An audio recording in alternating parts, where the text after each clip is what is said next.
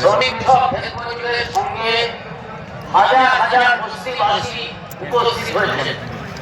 এখন এই সমাবেশে বলবেন রাজ্যের বস্তিবাসীদের বৃহত্তম সংগঠন পশ্চিমবঙ্গ পশ্চিম উন্নয়ন সমিতির রাজ্য সম্পাদক কমরেড সুকরঞ্জন দে।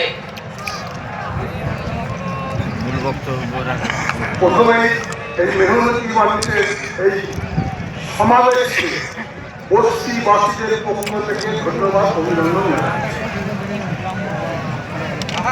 আমরা এটা মনে করি আজকে আমাদের এই অংশগ্রহণ এটা আমাদের রাজ্যে শ্রেণী আন্দোলনের নতুন সংযোজন। আমাদের বস্তিবাসীদের অনুভূতি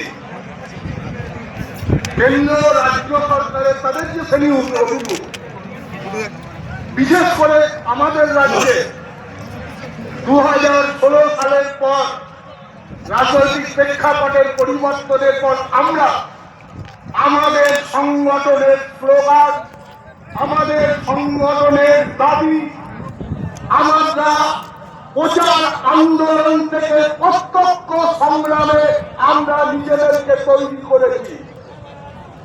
আমাদের বুঝতে কোনো অসুবিধা হয়নি যখন এখানকার সরকার কলকাতাকে লন্ডন এবং পরপর ঠিকা আইনের পরিবর্তনের মধ্য দিয়ে কলকাতা হাওড়ার 2000 একর এবং 500 একর জমি লুটের যে ব্যবস্থা এবং পরবর্তীতে উত্তোলন নাম দিয়ে বস্তি বাঁচতে কে অস্বীকার করা, আজকে আমরা এটা বুঝছি আগামী দিনে এই বস্তিবাসীরা শহরে থাকতে পারবেন কি পারবেন না।